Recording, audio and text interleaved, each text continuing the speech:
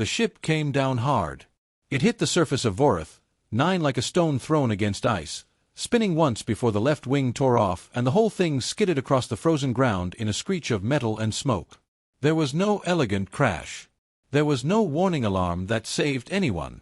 There was just the sound of something very large breaking apart, and then silence. Calvin Hart woke up face down in the snow. He lay still for a moment, listening to his own breathing. His ears were ringing. His left shoulder hurt badly.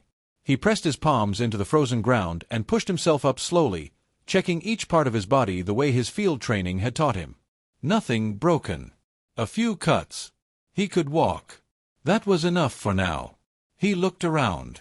The wreckage of the survey ship was spread across a wide ravine, pieces of it still burning in the cold air. The snow around the crash site was black from fuel.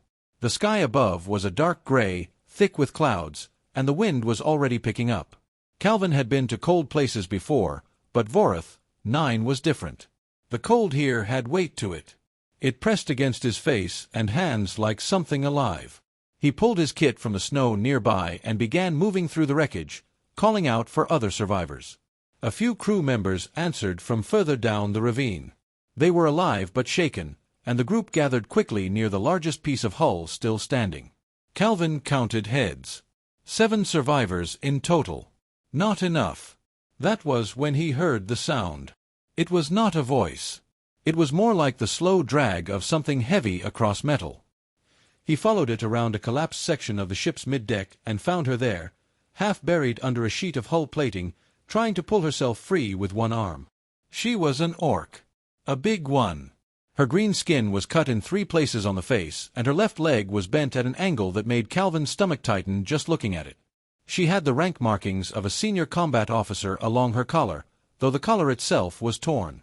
Her eyes, when she looked up at him, were dark amber and full of anger. He had seen that look before from orc soldiers. It was not anger at him specifically. It was the anger of someone who refused to be helpless. Calvin crouched down beside the hull plating and got his hands under the edge of it. She said nothing. He lifted. The plate came up just enough for her to drag her leg clear. She did it without making a sound, which told Calvin more about her than any introduction could have. He set the plate down and straightened up. She was already trying to stand, putting weight on the broken leg and failing.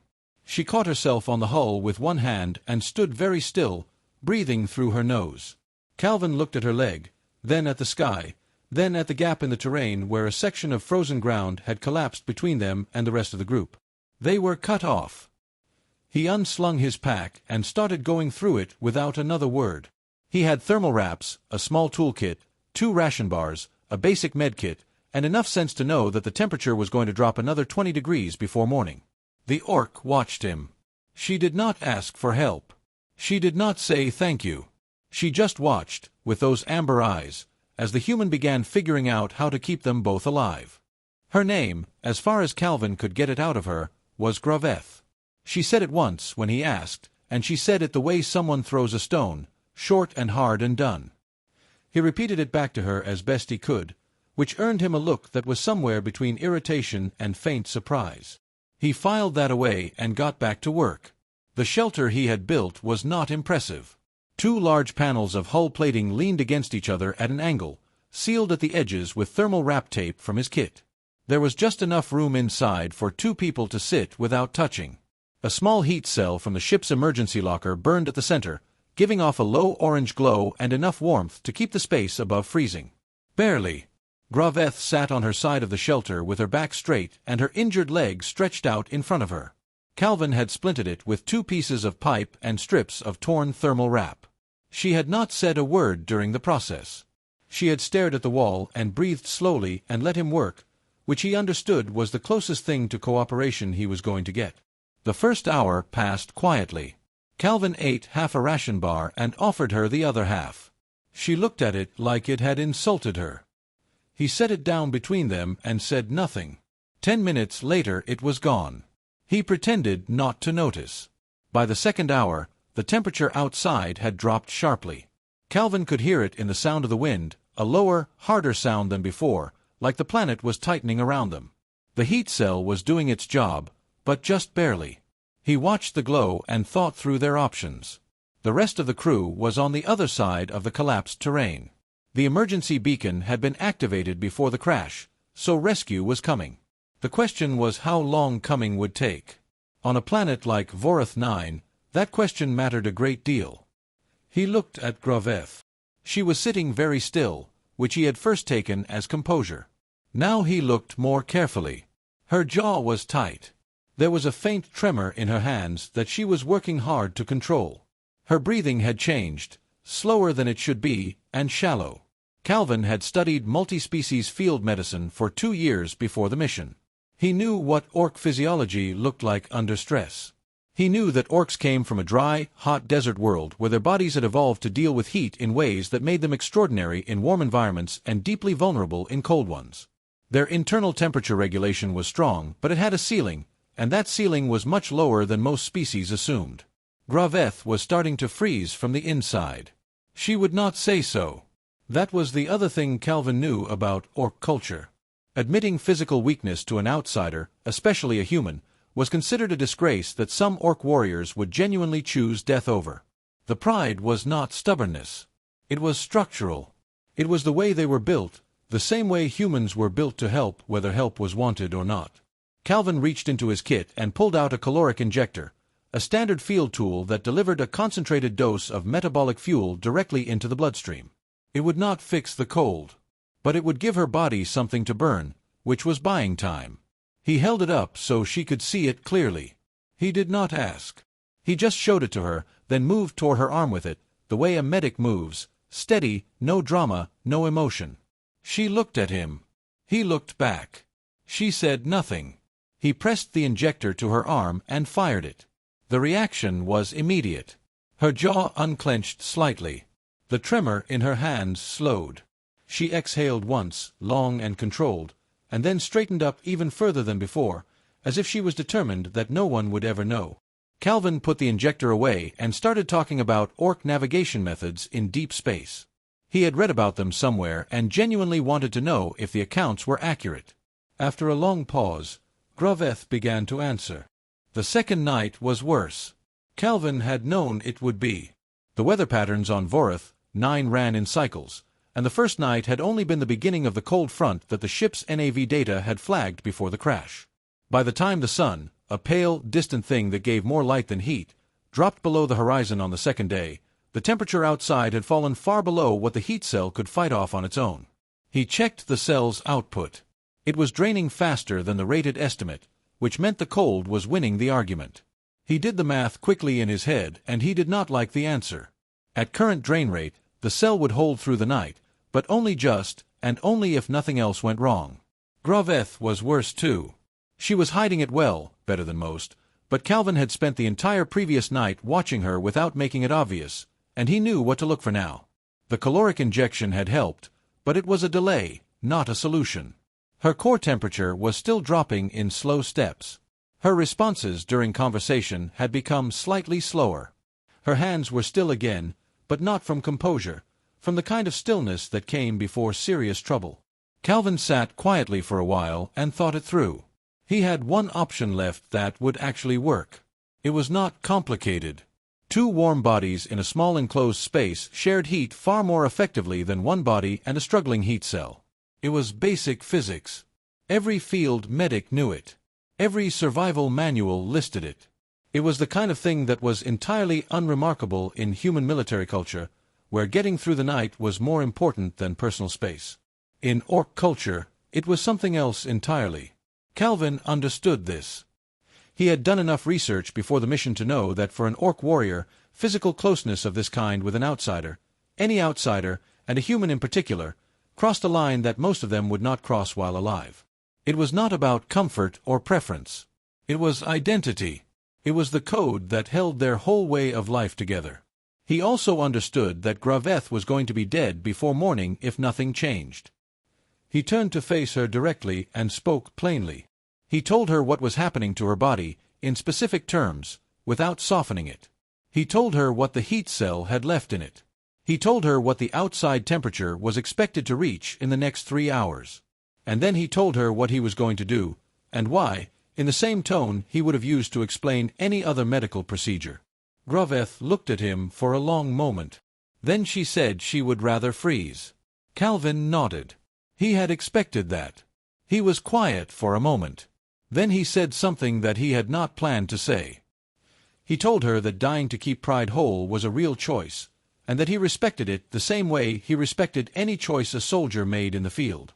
He told her that on his world, keeping someone alive was not charity and it was not pity. It was just what people did. Then he turned away from her and began arranging his side of the shelter for the night, leaving the decision entirely in her hands. The shelter was very quiet. The wind outside pushed against the hull plating. The heat cell made its small sound. Calvin focused on his work and did not look at her. After a long silence that he did not try to fill, Graveth spoke. She told him to stop making noise with his equipment and come over. She was not looking at him when she said it. She was staring straight ahead at the wall, jaw set, back straight, as still and formal as a soldier on parade. Calvin moved over without a word and without any expression on his face that she would have to deal with. He settled in behind her and they sat together in the small heat of the shelter while the planet outside tried its best to kill them both. Neither of them said anything else. By morning, they were both still alive. The third day began with a break in the storm. It was not a full break. The wind was still there, and the cold had not gone anywhere. But the visibility opened up enough to move, and the NAV data Calvin had saved to his handheld showed the emergency beacon location was roughly 4 kilometers east through the ravine. 4 kilometers was nothing in good conditions. In these conditions, with Gravetha's leg and the terrain between them and the beacon, it was a full day's work. They did not discuss whether to go. They both just started getting ready. Calvin strapped the splint tighter, reinforced the joints with extra tape from his kit, and fashioned a rough walking support from a length of pipe he had pulled from the wreckage the night before. Graveth took it from him without comment and tested her weight on it. She did not complain about the pain. She adjusted her grip and nodded once, and that was the conversation. They moved slowly. Calvin set his pace to hers without making a point of it. He walked slightly ahead to check the ground for soft patches and ice-covered drops, then waited while she covered the same stretch. It was not a graceful system. It was functional, which was the only thing it needed to be.